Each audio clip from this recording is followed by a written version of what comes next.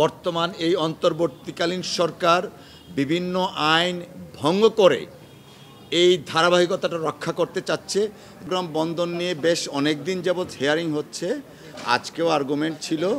আমাদের আর্গুমেন্টের মেইন প্রণিধানযোগ্য যে বিষয়গুলো ছিল তা হলো প্রত্যেকটা রাজনৈতিক দল, ক্রিয়াশীল বাংলাদেশের প্রত্যেকটা রাজনৈতিক দল তাদের বক্তব্য বিবৃতি মাধ্যমে জাতির সামনে উপস্থাপন করেছেন বর্তমান এই অন্তর্বর্তীকালীন সরকার এই ধরনের স্টেট পলিসির ক্ষেত্রে তাদের কোনো সিদ্ধান্ত নেওয়া উচিত না। আপনারা জানেন ফ্যাসিস্ট রেজিমের প্রধান পলাতক শেখ হাসিনা ওয়াজেদের সময় 2022-23 তখন একটা MOU সিগনেচার করা হয়েছিল। বাংলাদেশের মানুষের প্রত্যাশা ফ্যাসিস্ট রেজিমের প্রধান পলাতক শেখ হাসিনা যে MOUটা করেছিল সেইটার ধারাবাহিকতা যেন রক্ষা করা না হয়।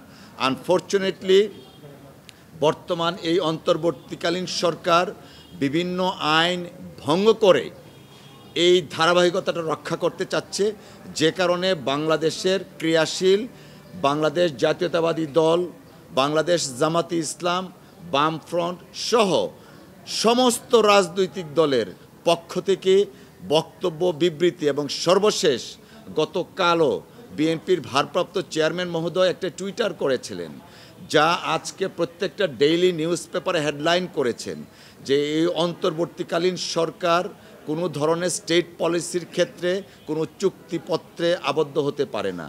আমরা মহামান্য আদালতকে সেই জিনিসটা আমরা উপস্থাপন করেছি অত্যন্ত বিনয়ের সাথে, এই বলে যে এই বর্তমান অন্তর্বর্তীকালীন সরকার সরাসরি জনগণ দ্বারা নির্বাচিত সরকার নয়, এবং আগামীর প্রধানমন্ত্রী যখন হবেন আইনে আছে যে এই কমিটির চেয়ার হইতে হবেন প্রধানমন্ত্রী। অ্যাটর্নি জেনারেল সাহেব বলেছিলেন যে এই সরকার জনগণের সরকার। আমরা আমাদের উপস্থাপনায় বলেছি এই সরকার রাজনৈতিক দল কর্তৃক সমর্থিত সরকার। জনগণের সরকার তখন হবে যখন জনগণ দ্বারা নির্বাচিত হবে, এবং যে আগামী পার্লামেন্ট ইলেকশন হতে যাচ্ছে মধ্য ফেব্রুয়ারির আগে, সেই পার্লামেন্ট যে সরকারকে নির্বাচিত করবে সেই সরকারই হবে জনগণের দ্বারা সরাসরি নির্বাচিত সরকার।